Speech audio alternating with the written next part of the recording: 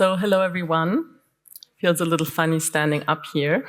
And there's some things I want to show you up there. So that's why I'm standing up here, but I'm hoping eventually I can come down and we can chat a bit. So True Prosperity is actually the title of my latest book that came out sometime during the pandemic anyway. And it only came out in German, so I'm very excited to be presenting these ideas for the first time in English. And the topic of true prosperity is very, very close to my heart and has accompanied me my whole life, largely because of how I was blessed to spend my early childhood. Like I shared with you, I was blessed to change between like Western Europe and later the US, and a rather privileged life that we have here, and then live under very, very, very simple circumstances in a traditional society. And what I found was that a lot of the narratives that I was hearing didn't add up. And one of them was the narrative about prosperity. One narrative that I kept hearing was like, well, we're the lucky ones, right? We in Europe. And on a material level, I could see, yeah, that's true. We really are lucky. We have an incredible amount of stuff and comfort. Luxury even. I mean, we don't consider it luxury, right? If you just turn a tap and there's hot water coming out of the wall. But that's pretty far out. But the part that didn't add up for me was the fact that when I looked at people's faces, I didn't see people happy. In fact, for me to this day, the most stunning example of this is just going into a supermarket. Have you ever noticed that? You're in a supermarket, there's like shelves and shelves and shelves of the most amazing stuff, from organic to junk food and everything your heart could desire in between. And people's faces are like, they're stressed, they're closed, they're miserable. And I get miserable in that environment. And that was in such stark contrast to what I had witnessed as a little girl, with people who had none of the luxuries that we enjoy. They didn't even have bathrooms. But what that meant was that once a day, before sunset, everybody, the entire village, would have to walk down this canyon, and that took like 20 to 30 minutes, a really small path, and I learned to do that even as a little girl, to a sacred spring underneath a banyan tree right next to the river. And that's where they would bathe. They would bathe, they would wash the clothes, they would brush the teeth, they would wash the hair, and they would chat, and they would gossip, and they would flirt. It was very exciting. Everybody was naked. So that was paradise. People were incredibly happy. But these poor people didn't have bathrooms. So by now they do, and nobody goes to the river anymore. And that's considered progress. And I haven't really seen that people have become happier through that kind of progress. In fact, I've seen the kind of stress and misery that I've witnessed in Europe and later, to a greater degree, in the United States. I've seen that kind of misery increase. So what happened was that I became very, very skeptical of the narratives of our dominant culture. The culture that originated somewhere here in Europe and then has now colonized the whole world. And in the name of progress is helping people develop so that they will have better lives. I guess you can feel how angry that makes me, huh? Yeah. So then at some point, I noticed how everybody was starting to talk about sustainability. And I was like, okay, it's about time. But I noticed that the narrative around sustainability was all around all the things we're going to have to give up. And all the ways in which our lives will get worse. And all the fun we can't have anymore. And all the things we can't consume anymore. And all the things we can't do anymore. And nobody was really excited about it, obviously. And it really bothered me because I felt something's really missing in this picture. Like, why isn't anybody connecting the dots? So, over 10 years ago, I decided to do something radical, which I occasionally like to do. I decided to set up a nonprofit foundation without knowing anything about it. It's called the Be the Change Foundation, and the intention of this foundation is to bring a new definition of prosperity into the sustainability debate. Obviously, I don't know how to do that, but I'm trying. And it took me another 10 years to be in a place where I could actually write a book about it and even formulate what I was feeling. So this has been cooking in me for a long time, is what I'm trying to say. The core hypothesis around true prosperity that I want to share with you is that a truly good life is not in conflict with the urgently needed eco-social change. That's a lie. On the contrary, a truly good life becomes possible through this change if we do it right. But that's a big if, because we need to be proactive about it. We need to design it. We need to welcome it. We need to embrace it. We need to use all our intelligence, mind, and heart to make it happen in a good way. And right now, we're not doing that, obviously. We're just talking about cutting emissions and stuff like that, which is not going to cut it anyway. So the idea is that through a new dematerialized concept of prosperity, we focus on fulfilling those needs that are neglected in the current system. So the reason why people are miserable in our societies is not because we are insatiable and can never get enough. That was the explanation that I was offered as a child. The reason why people are miserable is because some of their most existential needs are not met in our current system, are completely neglected.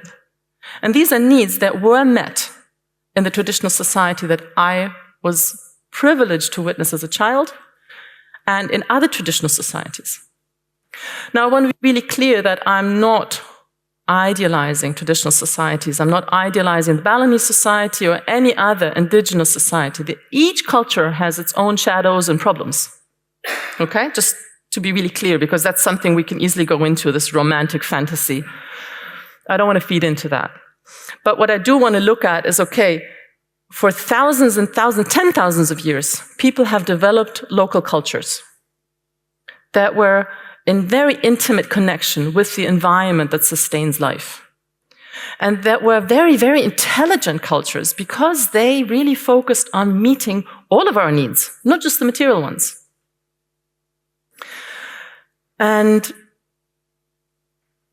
what I did in writing the book on true prosperity is I really tried to look at traditional cultures, not just the Balinese culture, but other traditional cultures, read accounts of people who had studied them, and really try to kind of extract the essence of what is a culture that really meets our needs. What could be called true prosperity instead of the false prosperity that we're currently running after and killing ourselves for, and the planet in the process.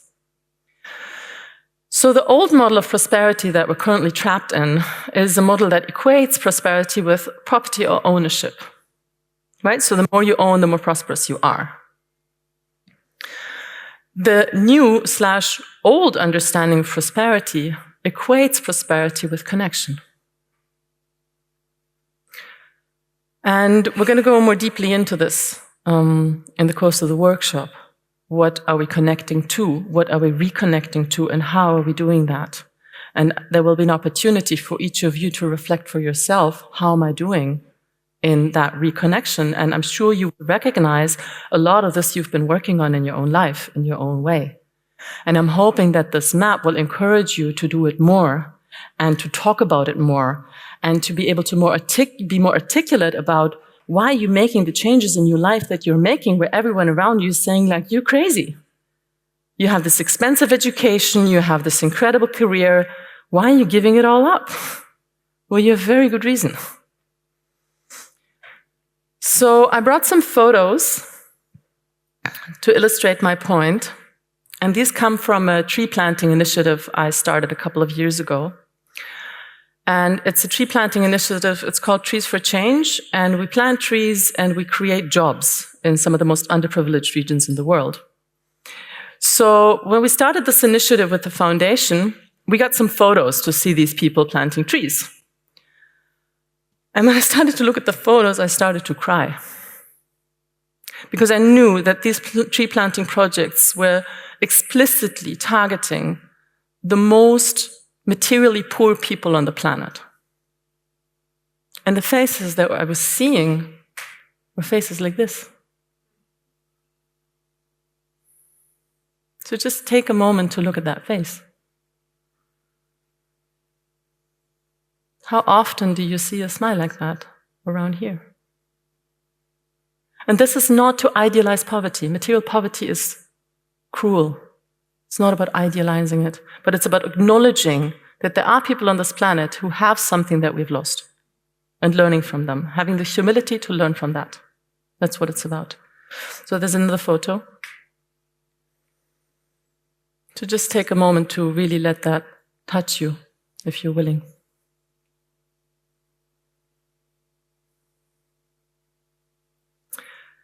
So before we look at what true prosperity might be, let's take a look at our poverty.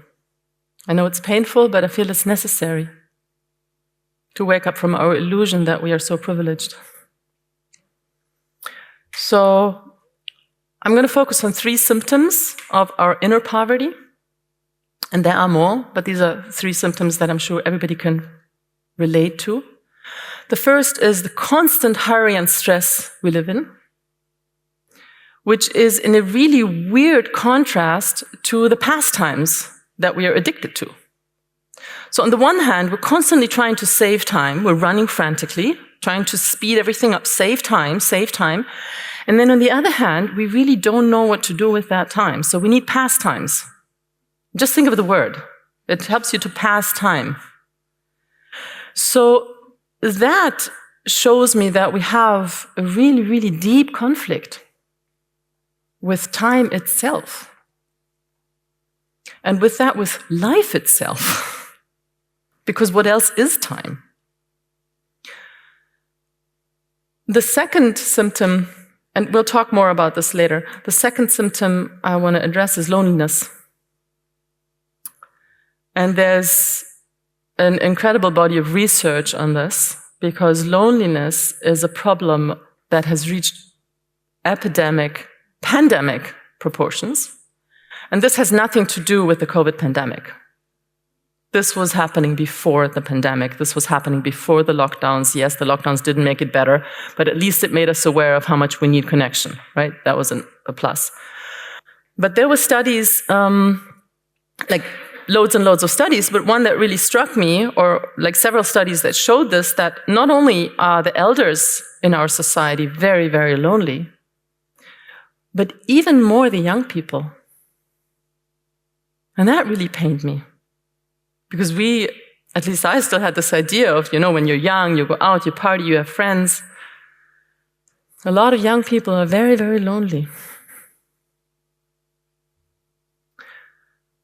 And the third is the addictions that run rampant in our society.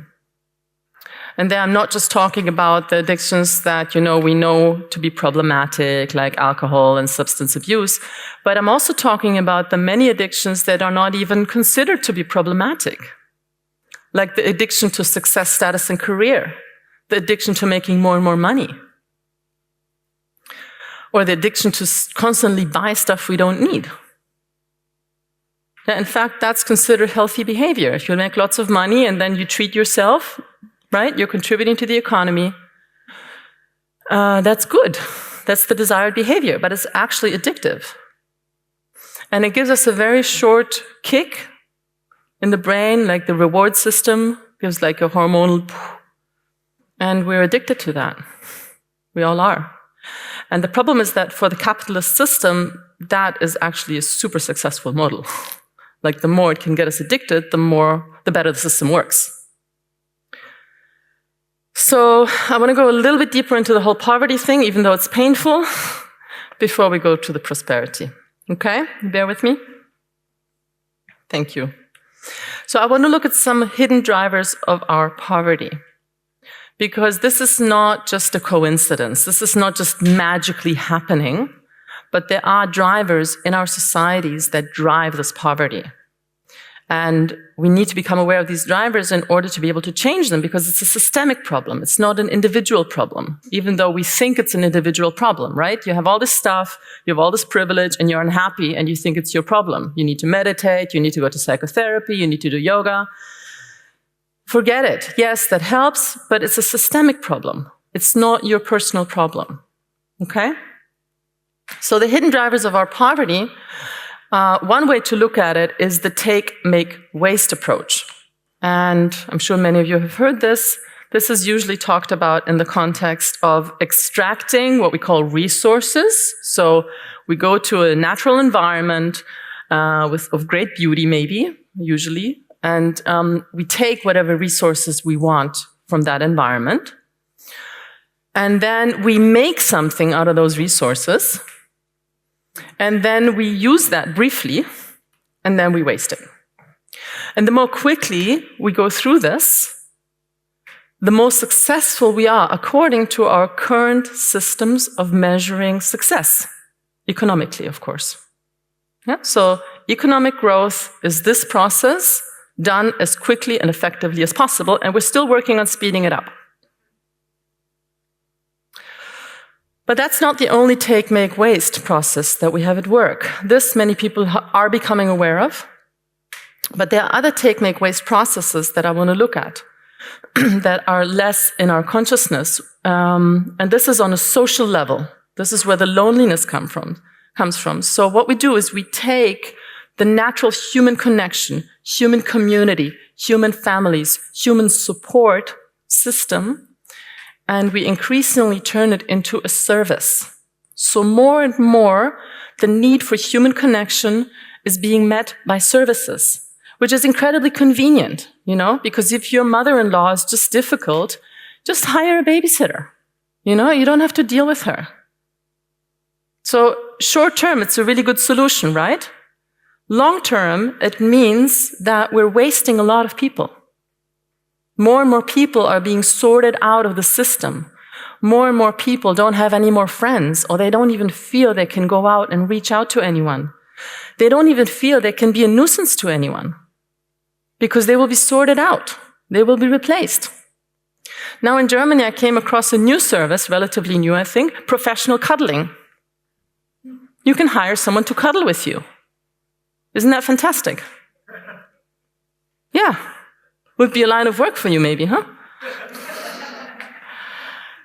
And then the last take, make, waste line I want to look at is we take the natural creativity of humans, the natural urge to express our creativity, to play, to explore, to share our talents with each other. We make them, ideally, into mass media products. And then we waste not only countless hours of really, really precious lifetime consuming those products, but we waste the talents of hundreds and millions of people who believe that their voice, their talent, their creativity is no longer needed because it cannot compete with Ella Fitzgerald.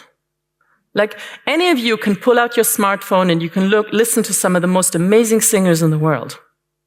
Why would you want to listen to me pick up this guitar and sing a song for you?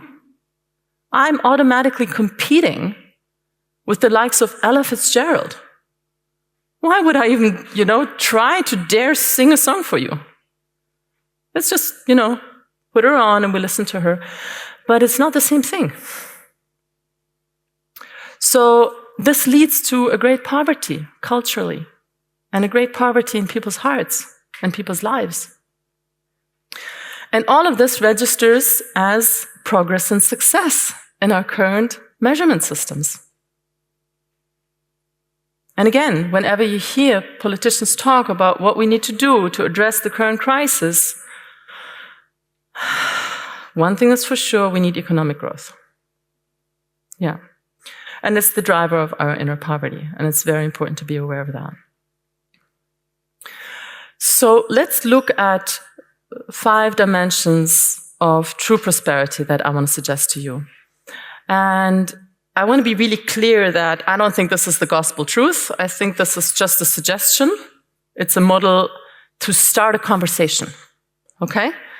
And I want to invite you to just connect to each of these dimensions of prosperity, to feel them, to reflect on them for yourself, and then see maybe you come up with other dimensions of prosperity that are important to you. And then we can start to talk about that. It's fine. But it's very important that we start to talk specifically about a non-materialistic, dematerialized definition of prosperity. So we can move beyond the really, really toxic dynamics that we're trapped in, and highly, highly self-destructive dynamics. So the first dimension that I want to bring in is the prosperity of time. And let's just take a moment with that concept. Take a moment to ponder that. What might prosperity of time mean?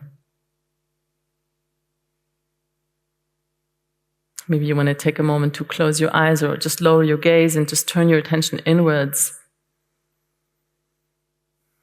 And just take a moment to feel yourself as you're trying to connect to this concept of prosperity of time. Just notice what comes up in your body. Maybe you notice a lot of stress, or maybe a great relief. Ah, yes, finally. Or longing, confusion, fear, joy. Just take a moment to notice whatever it is.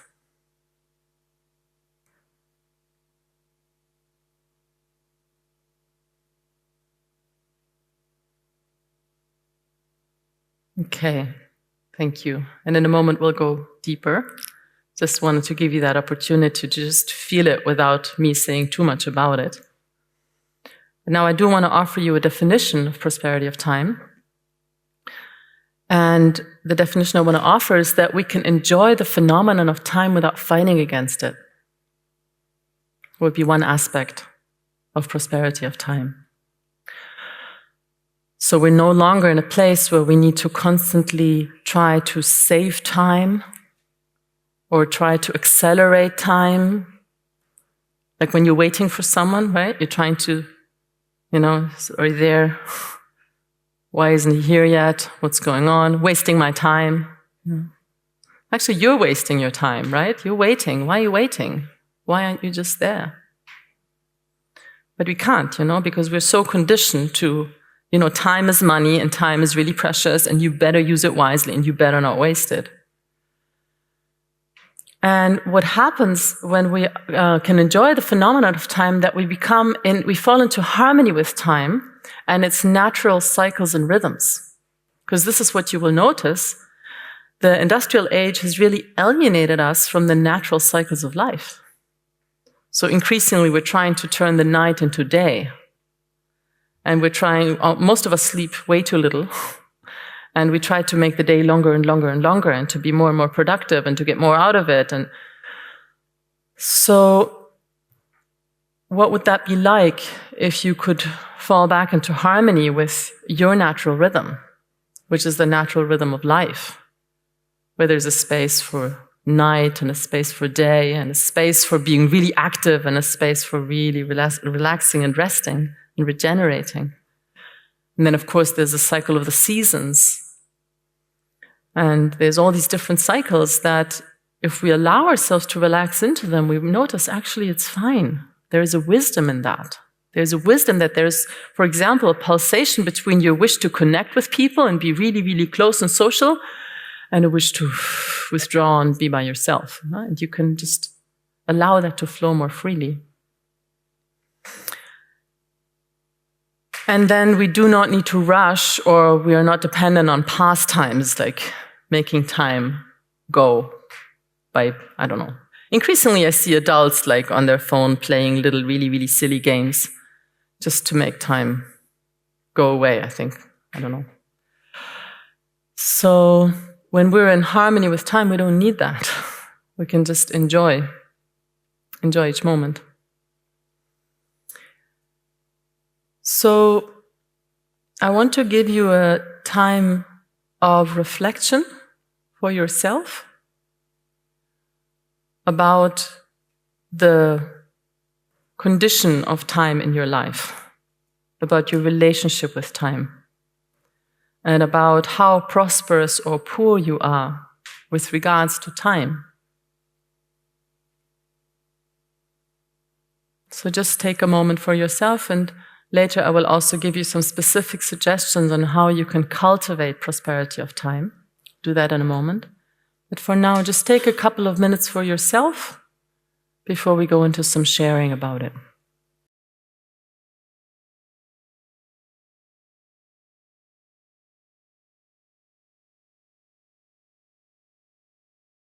I want to invite a few voices to share with the large group about what did you learn about our relationship with time? What did you learn maybe from your own speaking or from listening?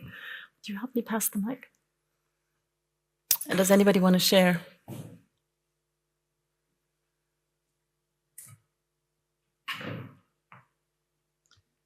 It's actually something that I didn't share in the group, but it just came to me as you asked, because in my last workshop we were in, I was talking about that urgency that we often feel, and the way I relax that within myself whenever I'm doing groups or presentations or working with people is I always just say, it's okay, I have a 500-year plan. Yeah. And right away I can feel that relax in my body, and we all laugh about it and everyone else's body relaxes. So yeah, thank you for sharing that. I remember a friend of mine actually sharing that with me a couple of years ago, and it was like, oh yeah, that puts it into perspective.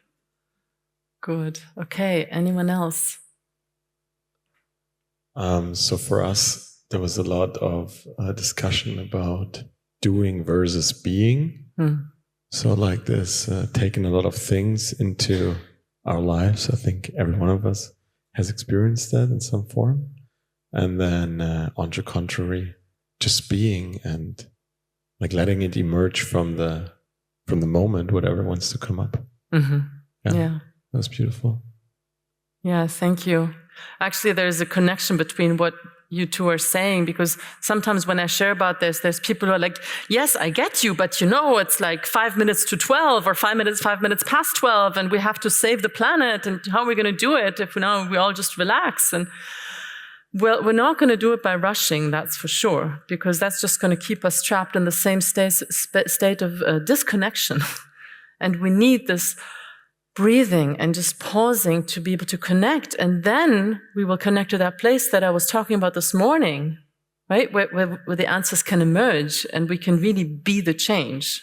Yeah, great, thank you. Okay. Just a short sharing regarding this, because my experience as a yoga teacher connects to this, and that's what I'm practicing and I'm teaching on the yoga courses, just to be in that movement. Don't try to achieve that exercise and finish that exercise, and just feel what is in your body. Just when you do a simple movement like this, just feel. And then I think we are practicing this kind of prosperity of time. Yes, yes. With this. And there's a lot, I mean, it's no coincidence that yoga, Tai Chi, Qigong, mindfulness, all these practices are like really running rampant in Western society, because they're like medicine for us. They're healing us from this pathology. Yeah. Okay, one last sharing over here.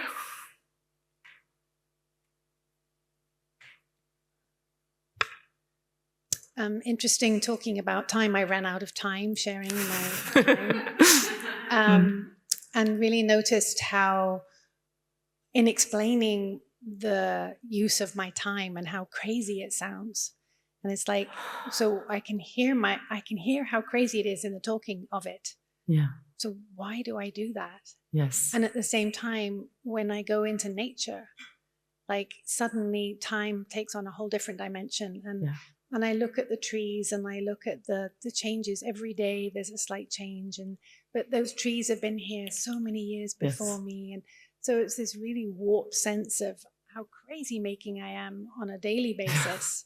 And anybody else feel that way? Yeah, good. No. You're not the only one, see? Yeah.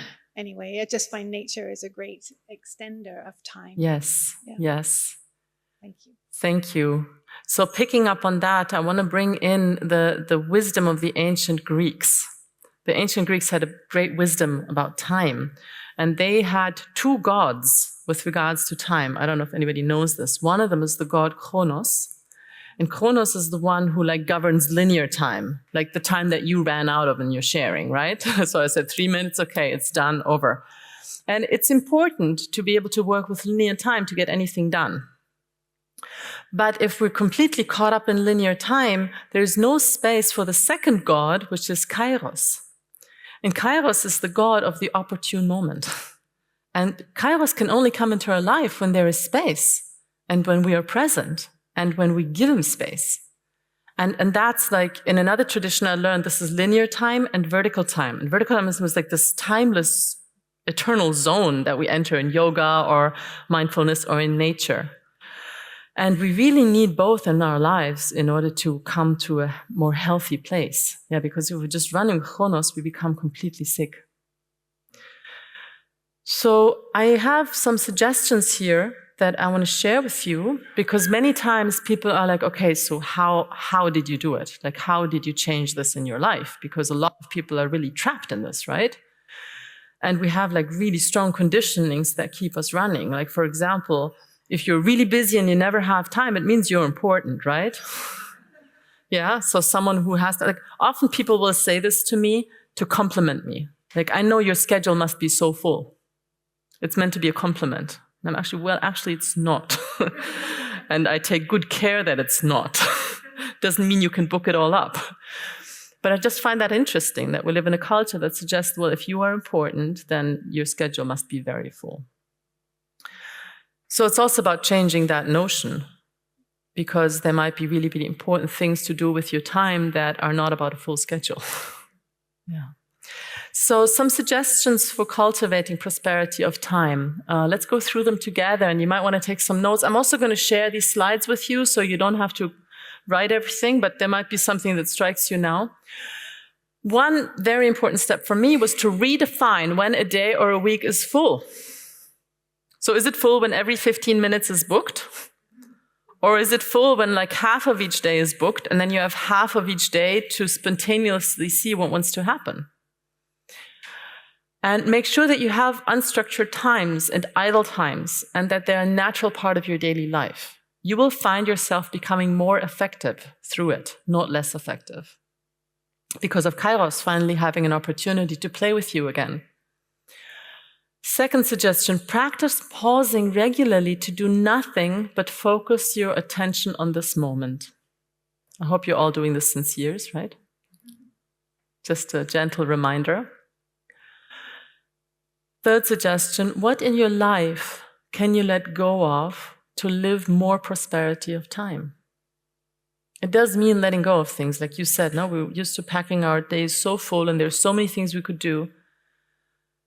And sometimes it's not even about letting go of them, but maybe postponing them, not doing everything in 1 year, in 1 day, in 1 week. So it might be relationships to let go of, commitments, things take time. Most things take time. Goals, ideas, hobbies, or even a job.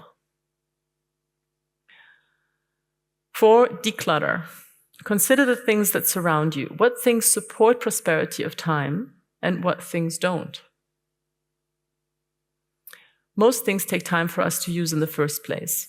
So if we have a lot of unused things, it can easily create a sense of like not having time, because each of these things, like all the books that you bought that you never read, every time you look at them, you feel this pang of guilt, right? It's like, oh my God, I'm going to have time to read them. Give them away. So the last suggestion is spend time with children and the elderly without having an itinerary or following a structured activity. This can be very challenging and very therapeutic. It really puts things into perspective. Okay, so that's prosperity of time.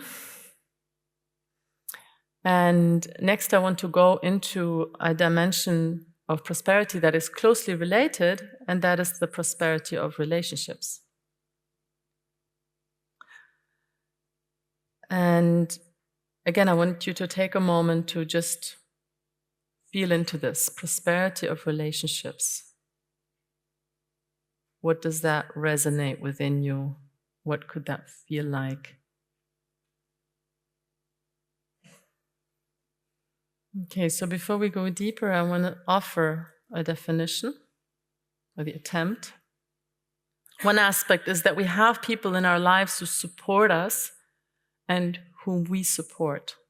This is very important. If we look at traditional cultures, relationships are the essential web of life that holds us. Very far away from our Facebook friendship popularity contest. It's not about a popularity contest. It's about really being there for each other. And of course, we've created a society where increasingly we don't seem to need anyone. And we have an ideal of individualism that really overemphasizes independence. And we really try to minimize dependence, and thereby we minimize relationships. So one important aspect, and there's studies on this, maybe I can go into that briefly a little later, that really show that we need that in order to be healthy. We need relationships that really support us. And we've created incredibly sophisticated systems of government and social care, especially in Europe, where it seems like we really don't need other people to depend on, right? But all these insurances and welfare systems and everything we have somehow doesn't reach emotionally. Somehow it doesn't lead to us really feeling safe. So we have a lot of anxiety, even though we are so safe, supposedly. So I think it's because we really evolved as a species in a social context where we knew we're taken care of. And we take care of each other, emotionally, socially, and also materially. How many people do you have in your life that you know you could call and ask them for something materially, emotionally, socially, spiritually, any time of night or day? That's a big question.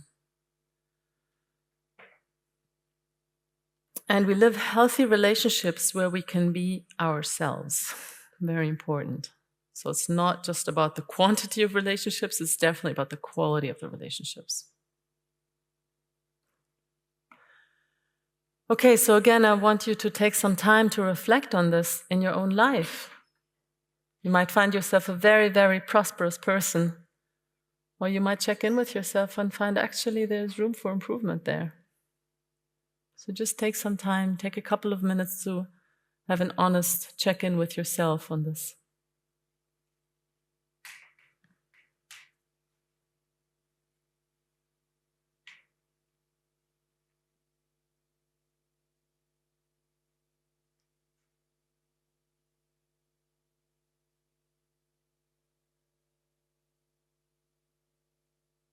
And I again want to hear a few voices from people we haven't heard before, but any insights that you may have had that might be relevant for everyone. What did you learn about prosperity of relationships? What is it all about? Yes.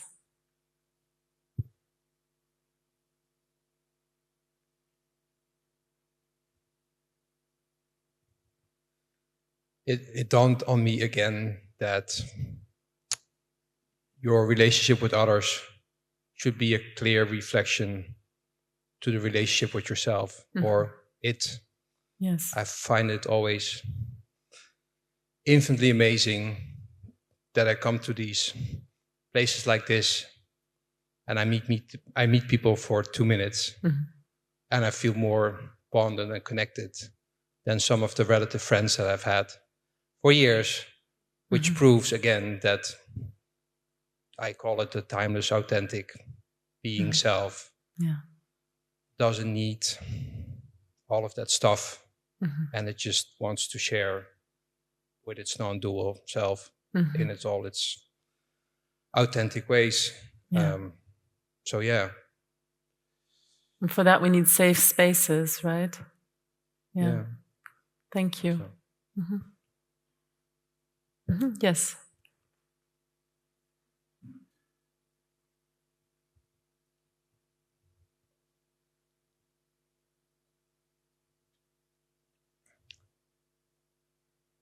So I'm not sure, but it feels like, what I'm about to say is like clothes I'm trying on, but it feels like it kind of fits. Okay. So for some years I felt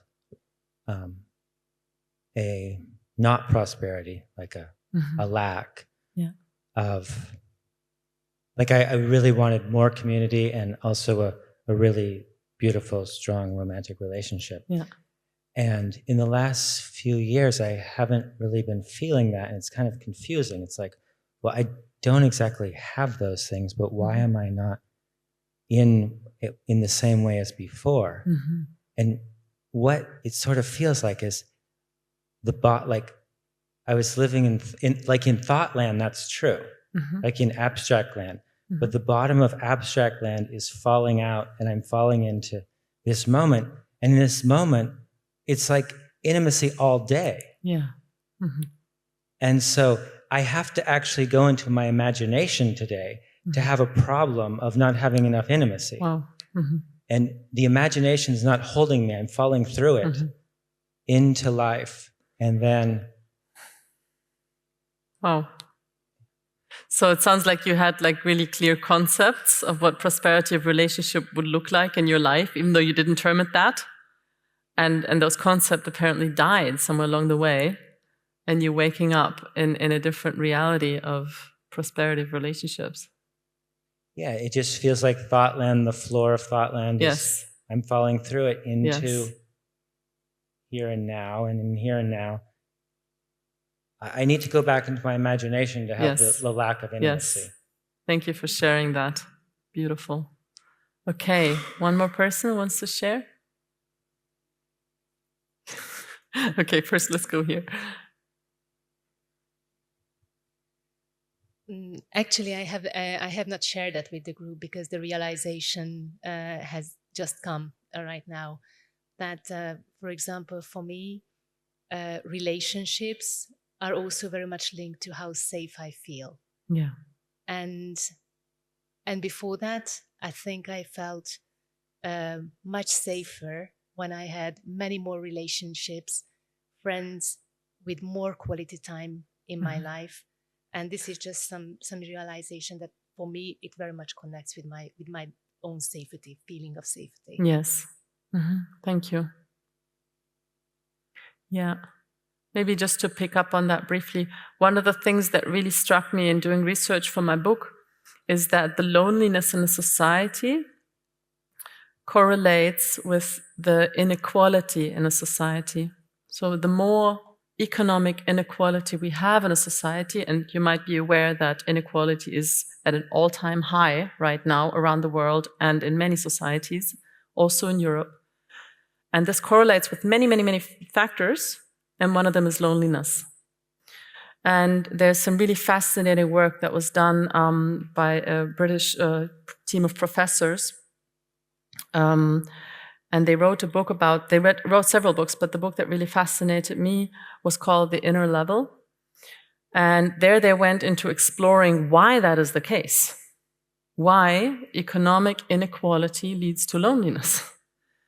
And what they found out is that the more inequality we have in a society, the longer the so-called social ladder becomes, the larger the distances are between the different statuses that you can acquire in that society, and the more important status symbols and like the first impression becomes. So it becomes increasingly superficial. With inequality, societies become increasingly superficial and it becomes less safe for people to just be who they are.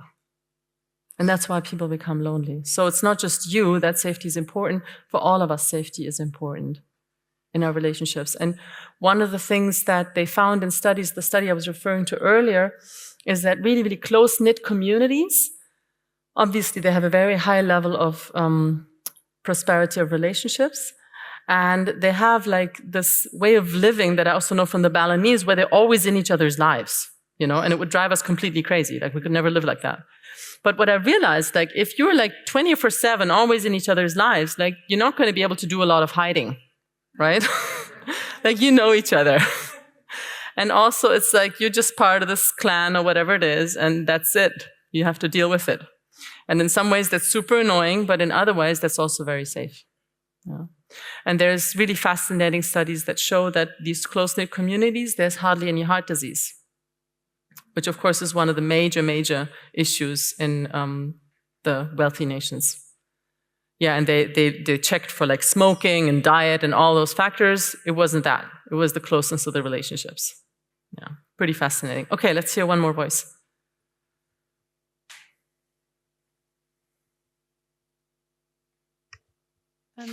I didn't share this with the group either, and realizing it after that, how the need to have many friends in my earlier life was because I was feeling the need to connect externally. Mm-hmm. And as I've got older, I have less need to connect externally because I've learned that I love myself. Mm-hmm. And so the relationship with myself has changed. Yeah. And I really appreciate, so that I have way fewer relationships, but they're much deeper and allows me to be more myself and just loving, accepting myself, not looking for approval. Yeah. Thank you for sharing that. Okay. So again, I have some suggestions on how this can be cultivated, and I'm sure there are many more possibilities. And just want to go through some of them with you. So one thing is to reflect and to become aware of the relationships that you're already embedded in, because we all are embedded in networks of relationships, whether we're aware of it or not.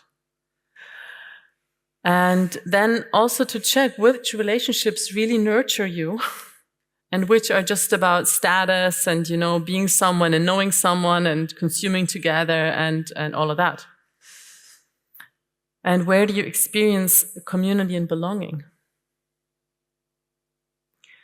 Another important aspect of prosperity of relationships I found is to make peace with conflict. Because relationships are challenging. People are challenging. You're going to have conflicts. If you're going to like throw out every relationship that you have a conflict in, you're not going to end up with a whole lot of relationships in your life. So it's really important to make peace with that. And then maybe also to ask yourself, who in your life can you just accept more as they are, with all their difficulties and conflicts and challenges and maybe being annoying, and because that also opens the door for you to be more annoying and challenging and full of conflicts, and that can be pretty healthy and relaxing, right? Not be this pleasant, perfect person all the time. Yeah, so where can you create more spaces in your life where you can be naked? Not physically, also maybe, but here I'm talking about emotionally, spiritually. Who are the people who can really see you as you are and you know that you're loved and safe? It's really important. And with whom in your life can you dare more commitment and connection than before? Something I want to encourage everyone to do, to check if that's a possibility. Okay, so just looking at time, we have about 1 more hour. Should we take a short break just to move the energy? Yeah, let's do that. So why don't we take 5 minutes, 10 minutes? 5? Okay, 5 minutes. So I see you back here at 5 p.m. sharp. Prosperity of time and prosperity of relationships. Of course. Yes, of course. Thank you. And there are 3 other dimensions of prosperity that I would like to talk to you about, that I find are really, really important for us to be well. And the next one I want to talk about is prosperity of creativity.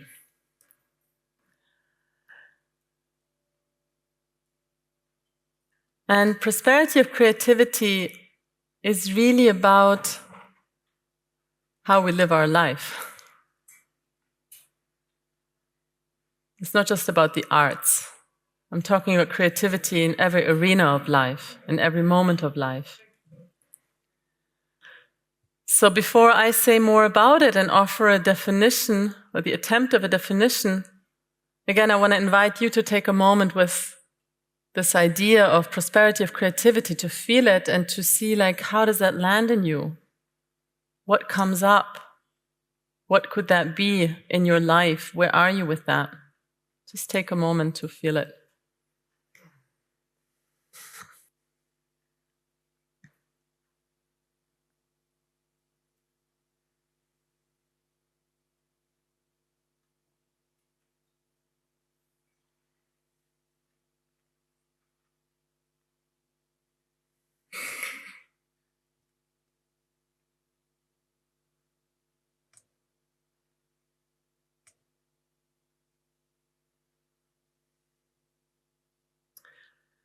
Okay, so one attempt of the definition would be to say prosperity of creativity means that we develop our talents and share them with others. This is very important. There's a social dimension to it. This means that we spend a lot of time in the flow state where we lose ourselves completely in an activity. I'm sure you all know this. That you become so present and so immersed in whatever you're doing that you disappear in that activity. And that's actually a very blissful state. And prosperity of creativity to me means I spend a lot of my life in that state. And that can be cooking, that can be gardening, that can be writing a book, that can be holding a talk, that can be many, many different activities. It can be cleaning my house, actually. And this is also something we can develop more. We can develop the ability to spend more and more time in a state of flow. So for this, again, I want to ask you to reflect for yourself, where are you with regards to this dimension of prosperity in your life? How much of your talents have you unfolded and are you sharing with people? And very often when I speak with people about this, I hear them say, like, yeah, all my life I wanted to play music, for example, or I wanted to dance. But already as a child, I was told that I'm not good enough. So very early, there comes this economic dimension into creativity. Can this be made into a product or service? Can this be sold? And then many people stop developing their talents because they cannot be commodified. And then we miss a huge part of our lives. So I want you to check in with yourself.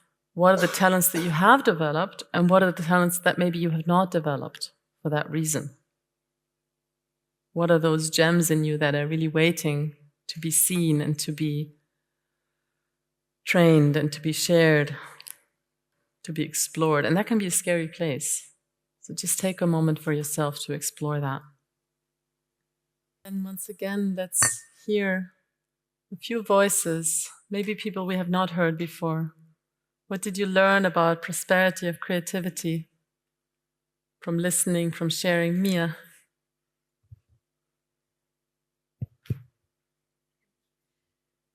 I love this reflection. It's something I've actually been thinking about for a long time, because it's been a personal contemplation in my own life, that I believe that creativity is the antithesis of addiction.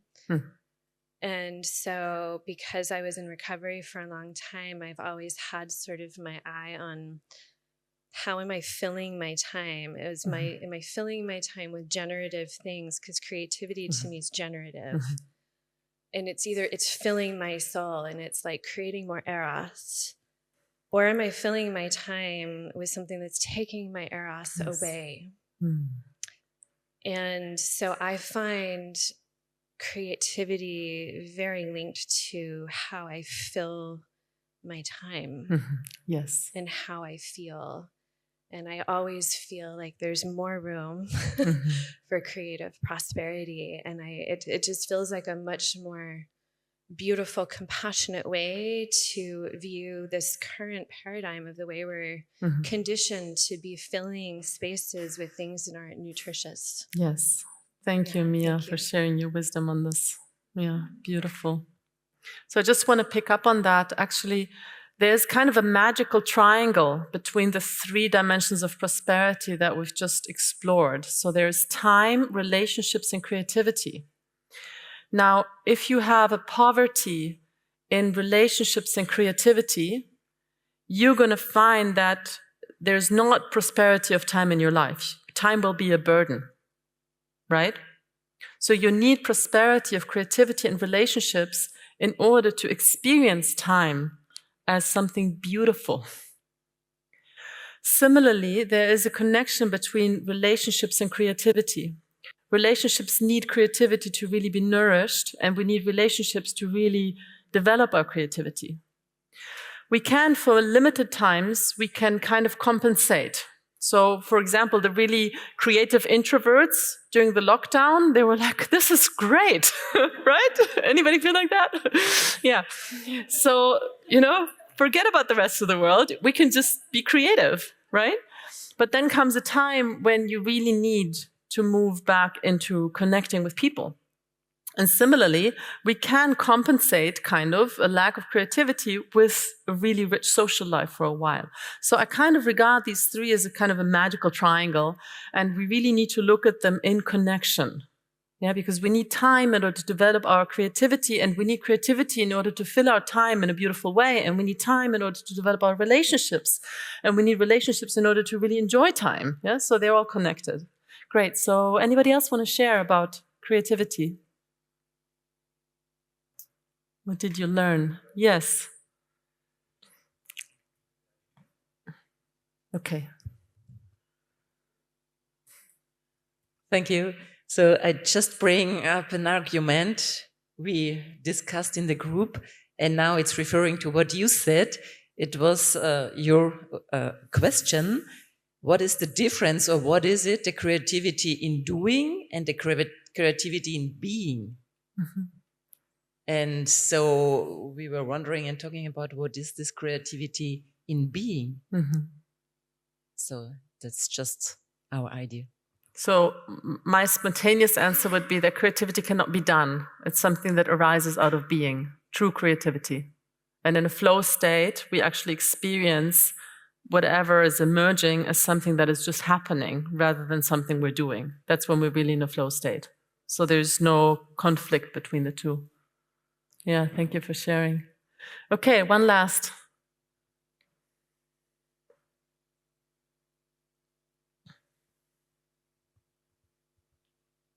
So I believe that my story is maybe telling, really maybe interesting for somebody. So that's why I would like to share it with you. I used to be a tour director, and I was guiding premium tours. My life was really good. I made a lot of money. And, I spent nights in just 5-star hotels, ate best possible food. I saw most beautiful places. And having also plenty of time and plenty of money, I decided to do the best possible thing. And I started to write a book on human development. And I was writing it, and I went through an incredible creative process. For years, actually, on daily basis, I had really creative ideas, learning process, then more ideas, mind-blowing things, understanding, and so on. And it was a fantastic process. But then, towards the end, my money started to run out. And things started, I finished the book, then I had to start thinking about all this marketing and all this other stuff, And just last month, I came to the point that on 25th of April, my book was published, and it is on Amazon, available now, and also there I will also offer it to you maybe later, during this conference, as I was suggested. Then my marriage finished, just on the 1st of May. Then, so I'm without money now, without family, without wife. I live with my parents. I have a gray hair already, and I had to move to my parents. Can you imagine how terrible this is? And what I have now is this book, So this is where creativity can bring you, you know?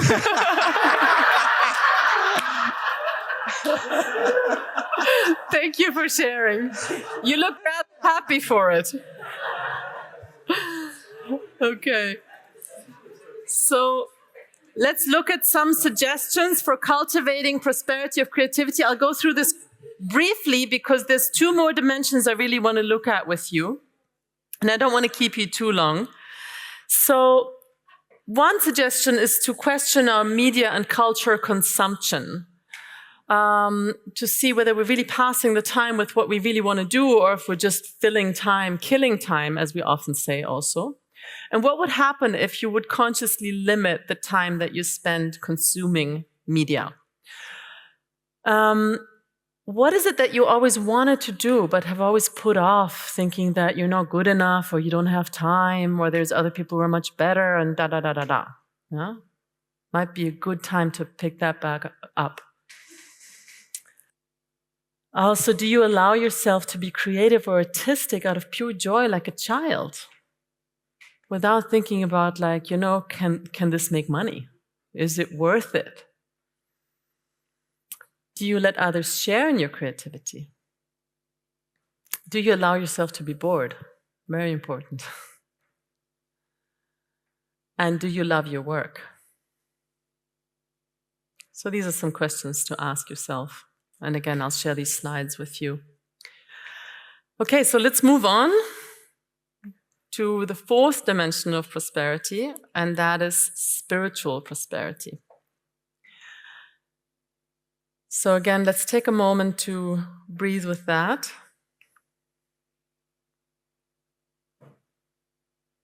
Take a moment to feel that in yourself, in your life. What could that be?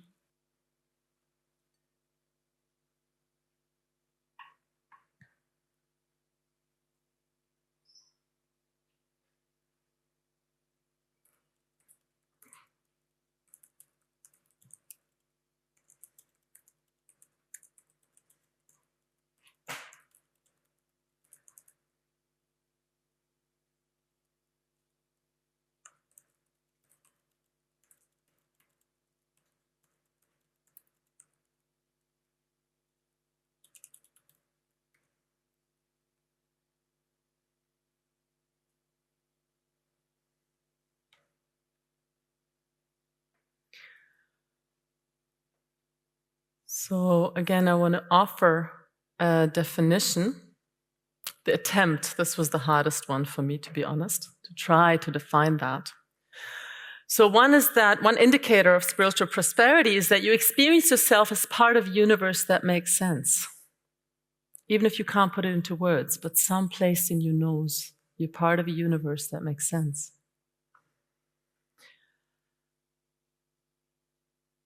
And we know that life is a miracle and honor it as such. And of course, there would be to describe prosperity, spiritual prosperity.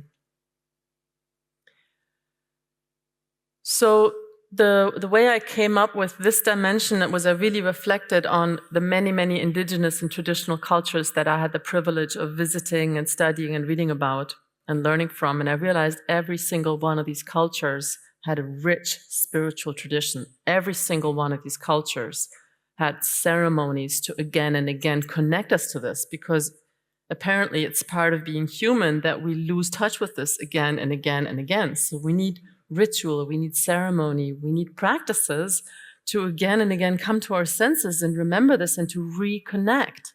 And of course, the original meaning of the word religion comes from the Latin religio, which is to reconnect. It's supposed to reconnect us with this inner sense of wonder, of this knowing, of this sacredness that life is. And I'm sure you've all had your journey with that.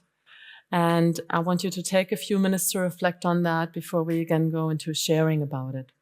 Okay, so just take a few moments with yourself, reflecting on spiritual prosperity in your life, how it has developed, where you are with that, and where there's maybe room for cultivating more of that in your life.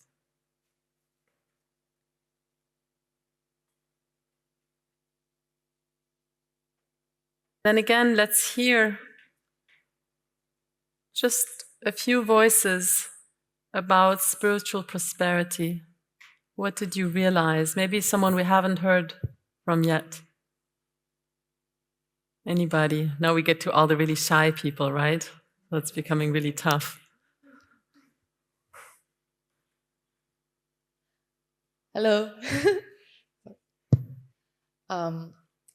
I just shared with my beautiful team here that I'm aware of 3, let's say, spiritual awakening moments, and I'm open to many more.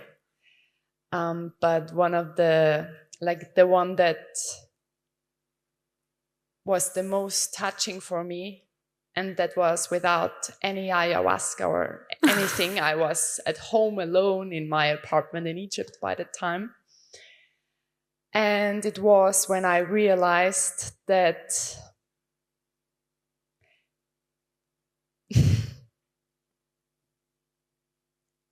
and this is one of the greatest blessings I have received so far, is that everything I have been through was given to me to be in higher service, to be ready. It prepared me. And this is so beautiful because that shifts everything. That's a full transformation. And if you're curious about this story, I will talk about that on Saturday during my talk. Thank you for sharing. Yeah, thank you. Thank you for listening. Thank you. Yes, Noemi. So for me, the greatest spiritual experience is love. And I think that's the only thing that truly makes our world a sensible place. Mm-hmm. And that's the only mission that humankind has. Or at least I haven't managed to figure out anything else. So I do believe that there is sense in this universe, but I don't know what it is except for love, like experience love. Yeah. Thank you. Thank you for sharing. Okay, one more voice.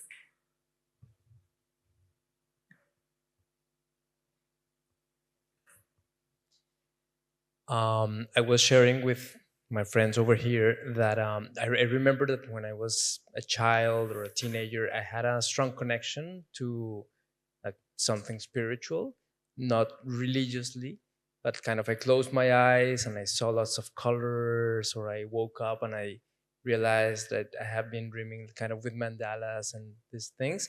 And this translated into everyday life as a aliveness and a capacity of smiling and connecting to the eyes of people. And you know, there was light, you know, shiny, it was shiny. However, it kind of diminished when I gave so much importance to my mind, to reason, to controlling, you know, like it, there was not a fit in that and what I was, you know, supposed to do in life, you know. Yes. And I realized, I didn't tell them this, but I realized it when I listened to Luminitka, that I had practices that helped keep that connection alive. And one of those was art, was painting.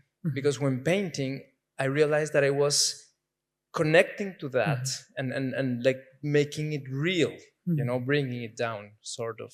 Yeah. And I've also left it aside. So it's like a remembrance for me to take those practices back again. Yes, great. Thank you for sharing. Yes, art can be a spiritual practice. Yeah. Okay. So I want to move on to the suggestions. I'm sure there's lots more to share on this. So one suggestion is to practice seeing beauty and appreciating it. It opens the heart and connects us, opens us to love. Deal with light and shadow in your life and acknowledge the connection between the two. Again, it moves you from the mind to the heart. Cultivate mindfulness. I know you all know that. Slow down and practice being aware of your body and breath. There we have it again, the connection to prosperity of time. Explore what it means to do a job or a work with love. Practice seeing the natural beauty in the people around you. This is a great one for the next break. Just look at people and see their beauty, and they're going to be like, oh my God, what does this person want from me? Just say, you've been to my workshop, it's fine.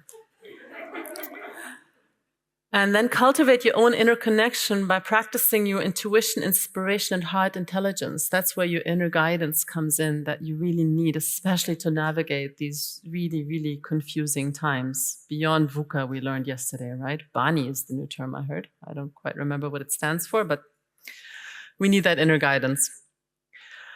Okay, so let's move on to the last dimension that I want to talk about, and that's, while spirituality is the inner dimension, this is the outer dimension that encompasses all others, and that's ecological prosperity. And what ecological prosperity might mean, and I'm going to jump right into my attempted definition just because I want to finish kind of on time and give you an opportunity to enjoy the beautiful surroundings. We meet our needs through healthy, sustainable, mutually nourishing relationships with plants, animals, ecosystems. Now, I know that sounds really, really utopian from where we are now, and this used to be just normal. This is the way that all other species live on the planet, except the ones that we domesticated. We live in a healthy, natural, life-supporting environment. Now, I don't know if you're aware, but this is a privilege by now. The rich can live in this environment. Yesterday, I was cycling through Budapest, and I was cycling along this road with really heavy traffic, and I was inhaling the fumes, and it was like 5 minutes, and I felt I was choking. And I reminded myself, there's people who live in conditions like this. Yeah, and then again, in traditional societies, this was just a given. This was completely normal. Everybody lived in an environment like this. And we experience ourselves as part of the web of life. Now, when it comes to ecological prosperity, we have a problem. Of course, we can, like in the green meme, you know, we can like minimize our ecological footprint and we can do our homework, and that's all really great, but there comes a point when we realize it's just not going to cut it. Because this is something that we need to tackle together. It's a systemic problem. Just like all the other ones, but here especially.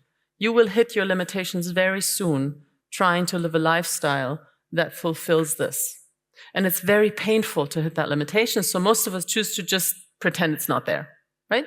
We just pretend that all these connections that are still there, but they're just so full of pain that we pretend they're just not there. And I think that's part of the pain in the supermarket, actually, that I started out with. That behind every product, there's so much pain. There's so much abuse.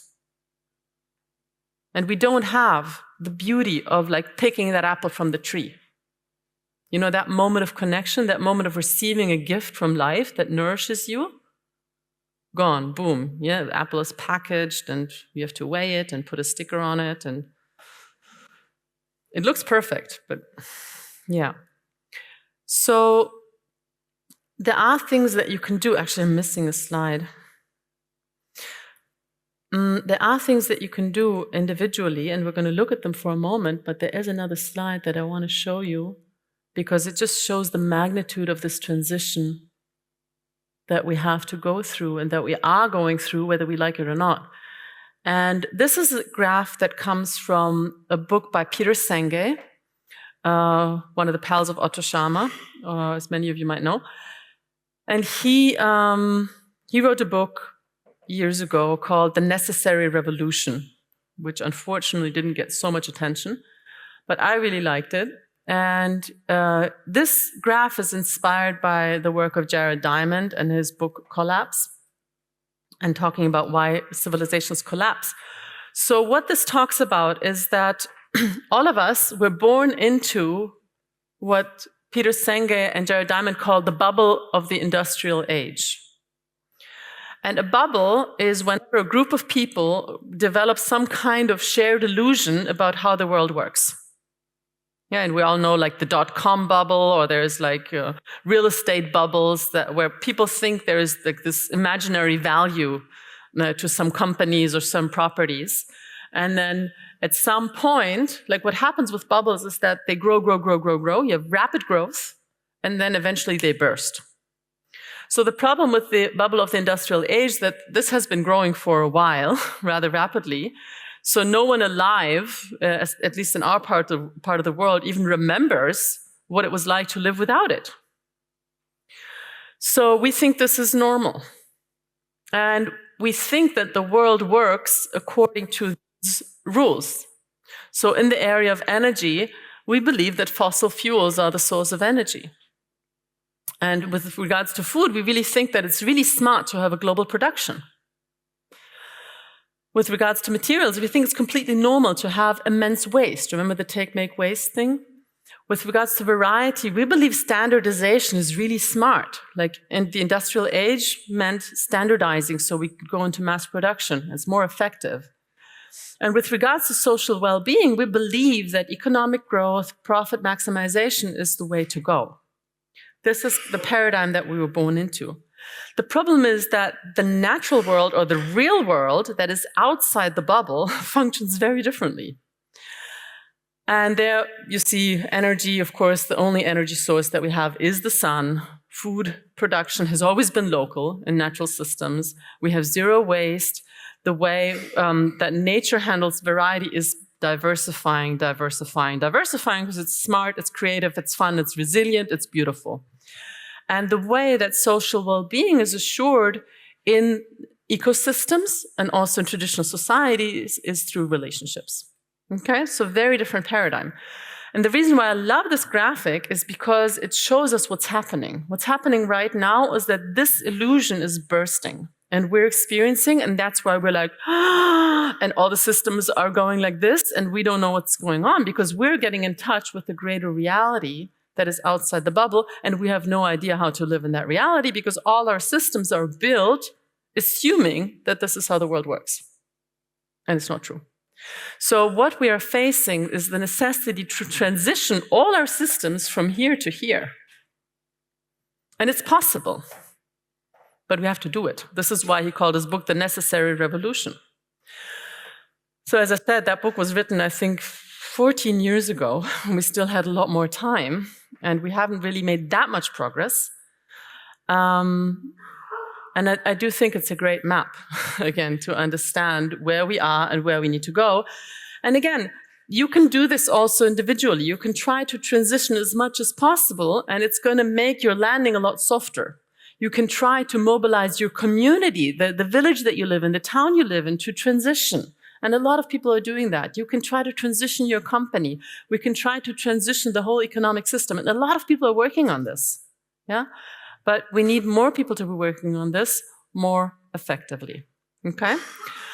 So I'm going to just briefly show you some suggestions of what you can personally do to cultivate ecological prosperity in your life. And we will not go into a sharing about this. You can share about it during the break if you feel like it. But for now, I want to end with this. So one beautiful step is to practice gratitude for all that you receive, because everything you receive is a gift, even if you paid for it with money that you supposedly earned. It's still a gift. Become aware of your many connections and how they sustain you. Experiment with giving up comforts and things to see if it might make your life richer. This is something I've explored a lot, and I've made some great discoveries, and I talk about it in my book. Heal your relationships step by step, where you meet your needs and what you leave to the world. Be loving, mindful, and patient with yourself and everyone else. This is about not becoming too preachy. Spend time in nature. Run. This is supposed to say walk. This is a mistake in the translation. Walk, don't run. Okay. Find ways to nurture life. plant flowers for bees, leave a corner of your garden uncluttered to create refuge for small animals, create a small biotope if you have the possibility. Use some of your income to plant trees, heal ecosystems, and thereby give back to the earth. These are little things that you can do besides talking to people about the bubble of the industrial age bursting and, hey, guys, we need to get a move on. That's obviously something you can do. Okay, so I want to finish by showing you this map. This is the 5 dimensions of prosperity put together. We have the magical triangle of time, creativity, and relationships. We have the inner dimension of spirituality and the outer dimension of ecology. And again, this is a suggestion. This is the beginning of a conversation about what really makes life rich and beautiful and meaningful. And in this context, I want to close with a quote by a Congolese philosopher. His name is Boniface Mabanza. And he said, all countries are developing countries. And I think if we look at it in this context, we see that is deeply true. So I want to leave you with the question, which of these 5 dimensions do you want to invest into more? That's a question I would like you to take with you. And then for those of you who do read German, this is the book. If you want to go deeper, obviously there I can go a lot deeper than I can go even in a 2.5-hour workshop. And these are my websites. The top is in English and the bottom one is from the Be the Change Foundation in German. That's the end of my workshop. Thank you so much for, in spite of the beautiful surroundings and beautiful weather, I feel really, really honored that you hung in there with me. And I had the opportunity to share about this topic with you that is so close to my heart. I really hope it gave you some inspiration for your own life to make it even more beautiful, more rich, and to have more courage to realign your life with what your heart knows really, really makes life rich and beautiful. Thank you so much.